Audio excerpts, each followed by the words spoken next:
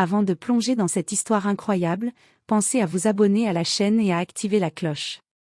Ici, chaque récit a quelque chose à dire, et vous ne voudrez pas en manquer un seul. Ils l'ont humiliée dans l'avion, ne sachant pas que son mari était le propriétaire. Camille Anderson ajusta calmement son écharpe en soie couleur ivoire alors qu'elle montait à bord du vol Monroe Air 747, en direction de New York JFK. L'air était déjà lourd de chaleur, même à cette heure matinale. Il était 8 heures du matin à Dakar, et sur le tarmac vibrant sous le soleil, l'élégant appareil blanc et bleu trônait, prêt pour la traversée de l'Atlantique. Camille gravit la passerelle d'un pas assuré, les épaules droites malgré la fatigue. Elle avait passé 3 semaines à encadrer une mission humanitaire dans des villages reculés du Sénégal, où l'accès à l'eau potable et aux soins de base relevait du miracle. Elle avait soigné, formé, écouté.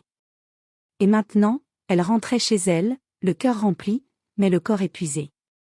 Elle n'aspirait à rien d'autre qu'à un vol paisible, une tasse de thé brûlant, peut-être un film apaisant et quelques heures de silence, loin du tumulte du monde. Elle était seule, comme souvent dans ses déplacements. Camille était médecin en santé publique, diplômée de Harvard, ancienne consultante pour l'OMS, mais son parcours brillait d'abord par son humanité. Son apparence modeste contrastait avec la puissance de son curriculum. Elle connaissait les conférences sous les lustres de cristal comme les nuits blanches sur des bancs de bois, à panser des plaies sous des lampes à pétrole. Elle était vêtue d'un tailleur beige sobre, bien coupé, mais sans ostentation. Son sac en cuir patiné contenait plus de livres et de carnets que de produits de luxe. Pas de bijoux voyants, pas de maquillage, juste cette grâce tranquille qui vient de ceux qui savent qui ils sont. Mais sa peau foncée, ses traits africains assumés, son silence élégant, tout cela ne cadrait pas, aux yeux de certains, avec l'image habituelle qu'il se faisait des passagers de la première classe. Son billet en main, elle repéra sa place, 1A, première rangée, côté hublot. Elle salua poliment une hôtesse en passant et s'installa. Le cuir moelleux de son siège, encore frais de l'air climatisé, contrastait avec la chaleur moite de l'aéroport. Elle posa son sac à ses pieds, attacha sa ceinture, puis sortit un livre corné de son sac, un roman sénégalais qu'une infirmière locale lui avait recommandé. À peine avait-elle tourné la première page qu'elle sentit les regards. D'abord un. Puis deux. Puis un souffle. Sur sa droite, un homme blanc, vêtu d'un costume trop serré pour la chaleur, la dévisageait ouvertement. Il fronça les sourcils, observa son billet du coin de l'œil comme s'il voulait vérifier par lui-même. Il croisa les bras, puis regarda vers l'avant comme pour signaler son agacement. Derrière elle, une femme blanche, brushing figée et foulard Hermès autour du cou, se pencha vers son mari. Elle a dû se perdre, non? Ce siège coûte plus qu'1 mois de salaire. Son ton était condescendant, à peine murmuré, mais suffisant pour que Camille entende. Elle avait entendu pire, dans d'autres langues, sur d'autres continents. Elle resta de marbre. Elle ne leva même pas les yeux de son livre. Elle connaissait ce genre de scène. Cela faisait partie du prix invisible à payer lorsqu'on était une femme noire dans un monde qui ne vous attendait pas là. Mais les micro-agressions ne tardèrent pas à se transformer en soupçons officiels. Une hôtesse blonde, la trentaine, manucure impeccable, uniforme ajusté, s'approcha d'un pas léger. Son sourire était professionnel, mais ses yeux trahissaient un malaise. « Bonjour madame, puis-je voir votre carte d'embarquement, s'il vous plaît ?» Sa voix était douce, mais pas neutre. Camille releva lentement les yeux. Elle regarda la femme dans les yeux, silencieuse, puis tendit son billet sans mot dire. L'hôtesse y jeta un regard rapide. Un battement d'hésitation. Son œil passa du billet au numéro de siège, puis au visage de Camille, comme si elle cherchait l'erreur invisible. Elle se redressa avec un sourire mécanique. Ah, d'accord. Je vais vérifier quelque chose. Et elle s'éloigna en vitesse, jetant un dernier coup d'œil par-dessus son épaule, comme si elle s'attendait à ce que Camille disparaisse d'un moment à l'autre. Camille reposa son livre sur ses genoux. Elle s'autorisa un souffle long, presque imperceptible. Elle connaissait ce scénario par cœur. Et elle savait exactement ce qui allait suivre. Ce qu'il ne savait pas, c'est qu'elle n'était pas simplement une femme noire en première classe. Elle était Camille Anderson. Et surtout, elle était l'épouse du fondateur de Monroe Air. 5 minutes plus tard, le chef de cabine, un homme grand aux tempes grisonnantes nommé Monsieur Richard Thompson, s'approcha de Camille. Il n'était pas seul.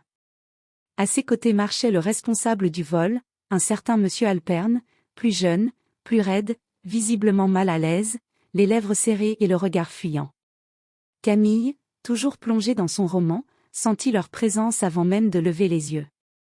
L'atmosphère autour d'elle était devenue électrique, pesante, comme si son simple droit d'être là avait déclenché un processus silencieux d'hostilité polie. Monsieur Thompson s'éclaircit la gorge, puis s'adressa à elle avec une voix douce, mais chargée d'une autorité déguisée sous une couche de courtoisie. « Bonjour madame, désolé de vous déranger. Nous avons reçu une remarque de la part de certains passagers. Apparemment, il y aurait une confusion concernant votre place. Pourriez-vous, s'il vous plaît, confirmer que vous avez bien réservé ce siège ?» Camille leva lentement les yeux de son livre.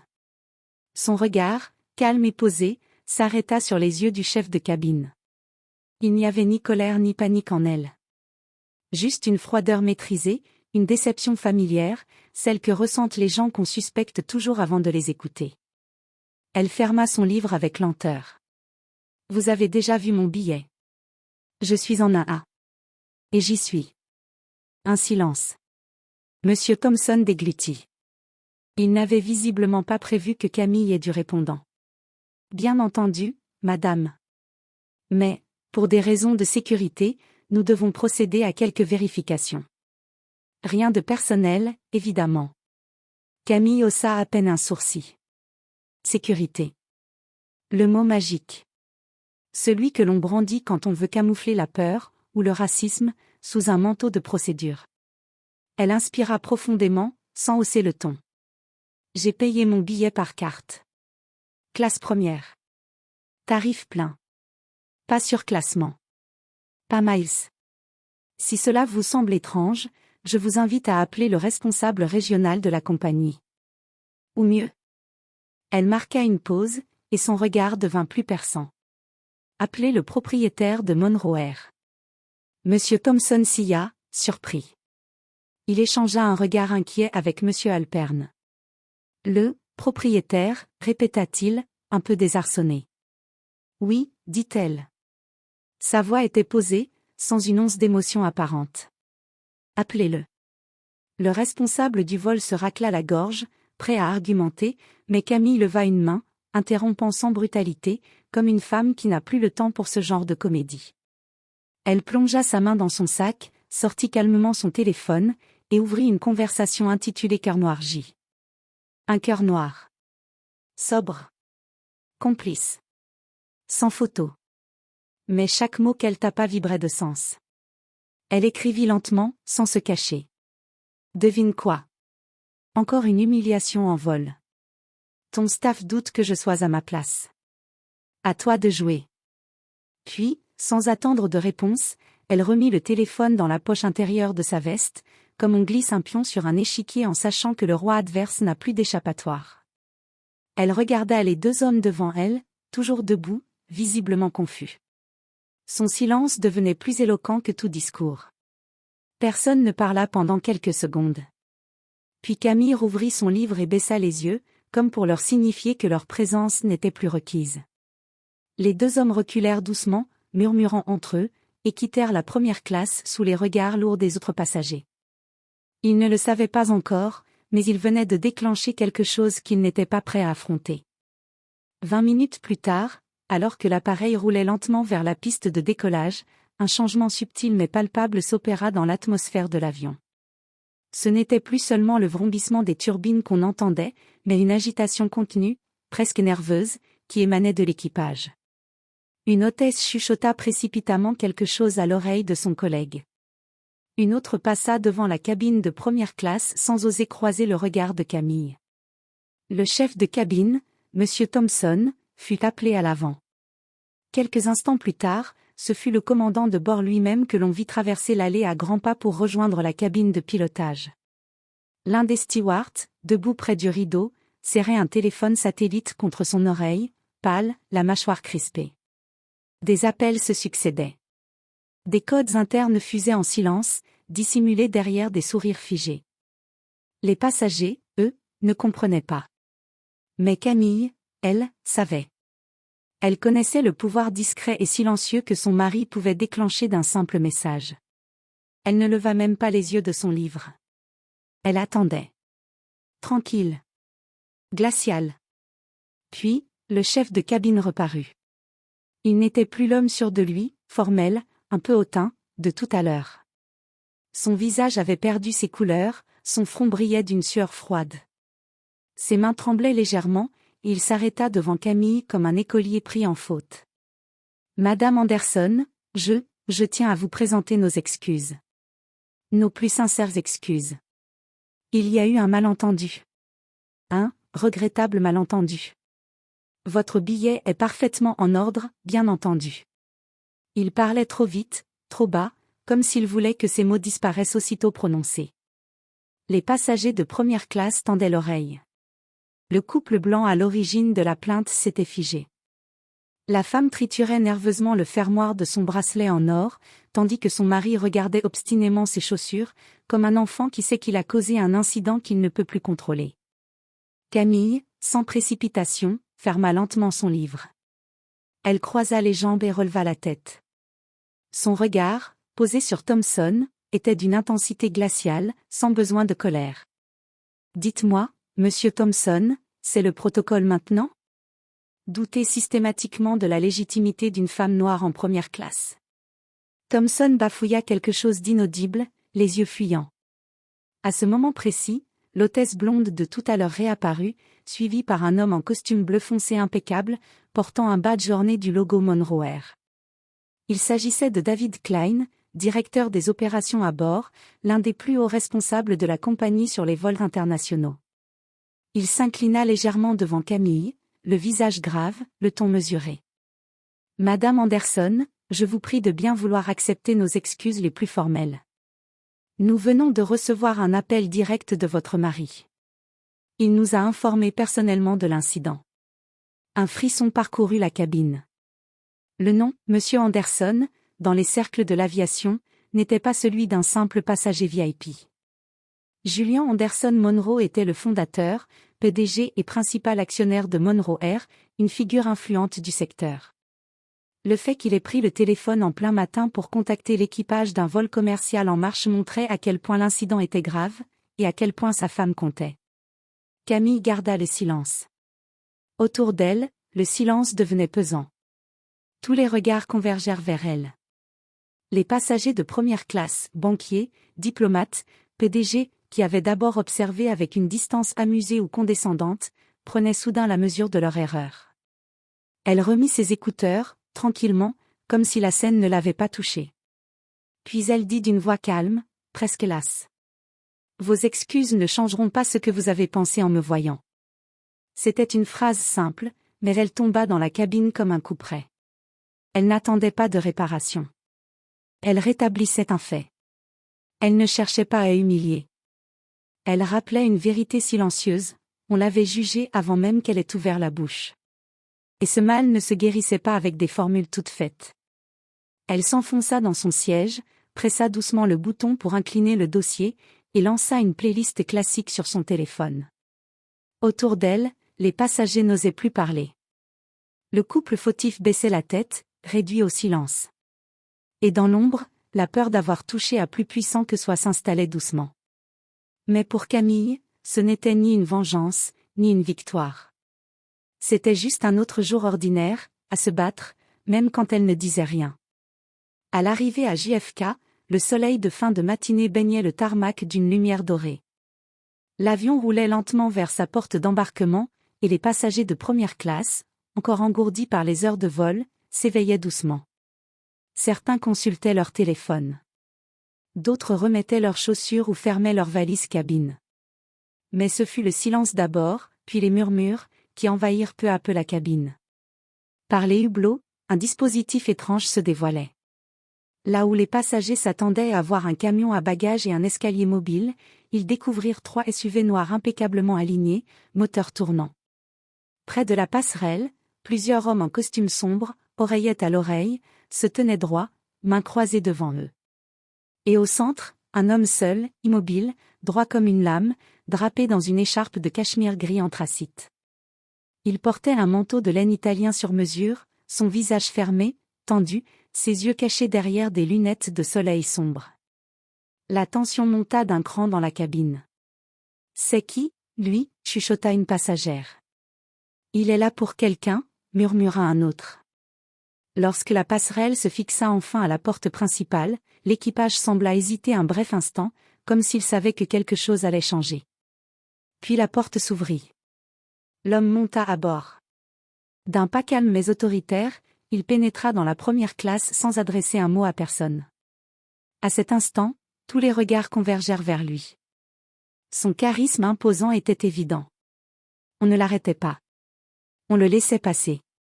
Il avait l'assurance de ceux qui ne demandent jamais la permission. Quand il retira ses lunettes, les plus attentifs reconnurent son visage. Julian Monroe. Fondateur, PDG et actionnaire majoritaire de Monroe Air. Un homme dont le nom faisait trembler les conseils d'administration et faisait s'aligner les dirigeants politiques à travers le pays. Mais surtout, un homme connu pour être discret, mais redoutablement déterminé. Et à ce moment précis, il n'était pas là comme patron. Il était là comme mari. Il s'arrêta devant Camille, encore assise. Elle le regarda dans les yeux, sans sourire, sans parole. Il s'inclina légèrement et déposa un baiser tendre sur son front. Puis il se redressa, se retourna, et fit face à l'équipage au complet.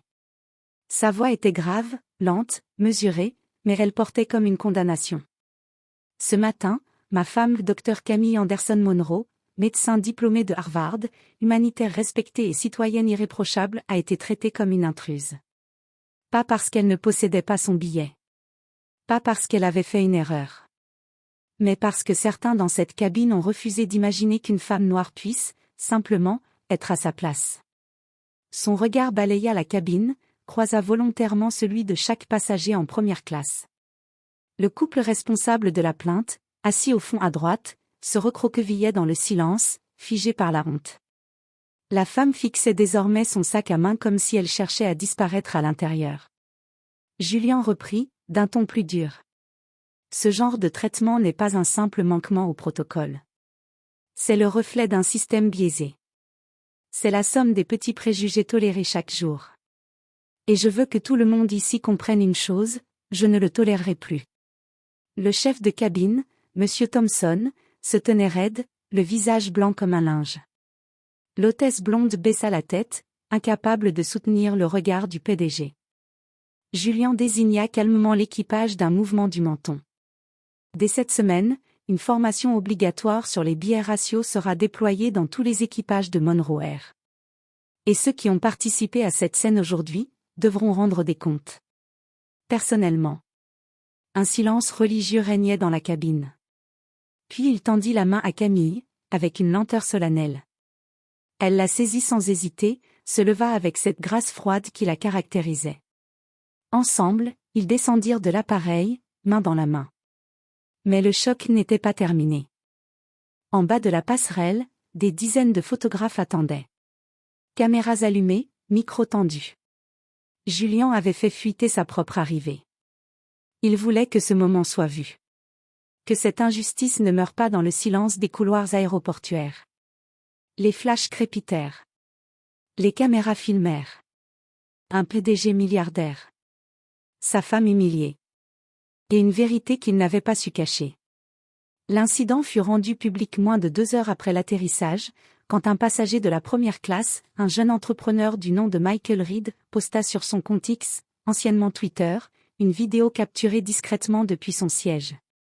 On y voyait clairement le moment où Julian Monroe entrait dans l'avion, s'arrêtait devant son épouse, puis s'adressait à l'équipage avec fermeté. La qualité vidéo n'était pas parfaite, mais le message était limpide. La vidéo était accompagnée d'une simple légende. Ils l'ont humiliée dans l'avion, sans savoir que son mari était le propriétaire de la compagnie. À peine publiée, la vidéo explosa. D'abord quelques milliers de vues. Puis des dizaines de milliers. Puis des millions. Elle fut partagée par des personnalités, des journalistes, des militants des droits civiques, mais aussi des voyageurs ordinaires. Elle réveillait quelque chose de profondément enraciné, cette indignation face à l'injustice banalisée, celle qu'on accepte trop souvent sans la nommer. Le racisme ordinaire. Le soupçon automatique. La politesse qui masque le mépris. Des hashtags envahir les tendances mondiales. Hashtag Camille Anderson. Dièse vol 747. Hashtag racisme en altitude. Hashtag respect sans condition. Hashtag elle était à sa place. Des chroniqueurs politiques, des professeurs en sociologie, des ex-hôtesses de l'air, tous ajoutèrent leur voix. Des témoignages similaires affluèrent de toutes parts, des femmes, des hommes noirs, asiatiques, latinos, racontant des scènes identiques, contrôles injustifiés, soupçons silencieux, questions humiliantes sur leur droit d'être là. En quelques heures, l'affaire dépassa Monroe. Elle devint un miroir tendu à tout un pays. Face à cette tempête, Camille Anderson Monroe reçut des dizaines de demandes d'interviews, CNN, NBC, The New Yorker, Le Monde, la BBC. Elle déclina toutes, sauf une. Elle accepta de parler brièvement lors d'un événement public, à la cérémonie annuelle des femmes pour la justice sociale, où elle devait initialement assister en tant qu'invitée discrète.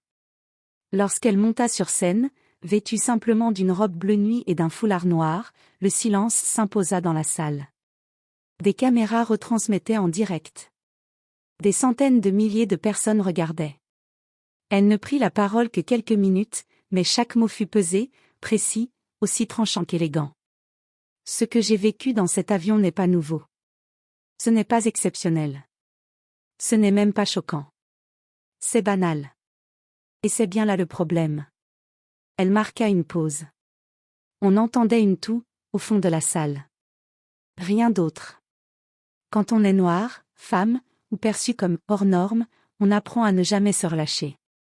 À anticiper les regards. À porter sur ses épaules le poids des stéréotypes. Son regard balaya la salle. Je n'ai pas été humiliée parce que je n'avais pas de billet. J'ai été humiliée parce que, dans l'imaginaire collectif, je ne pouvais pas être à ma place. Puis elle conclut par une phrase devenue virale en quelques secondes. Le vrai luxe, ce n'est pas l'or ou les fauteuils inclinables. Ce n'est pas le champagne à 10 000 mètres d'altitude. Le vrai luxe, c'est d'être traité avec respect. Peu importe sa couleur de peau. Les applaudissements furent longs. Lents. Profonds. Le lendemain, le New York Times titrait en une. Camille Anderson Monroe, la femme qui a forcé une industrie à regarder en face ses propres préjugés. Et dans les jours suivants, Monroe annonça publiquement une refonte complète de sa formation des équipages. Plusieurs compagnies aériennes concurrentes suivirent. Un documentaire Netflix fut lancé, Première classe, le prix du respect. Camille refusa les plateaux télé, mais l'impact de son silence et de ses mots sobres résonna bien plus fort qu'un débat agité. Elle était devenue involontairement un symbole. Pas une militante. Pas une star. Mais une femme digne, qui avait choisi de ne pas se taire quand on l'avait regardée comme une intruse.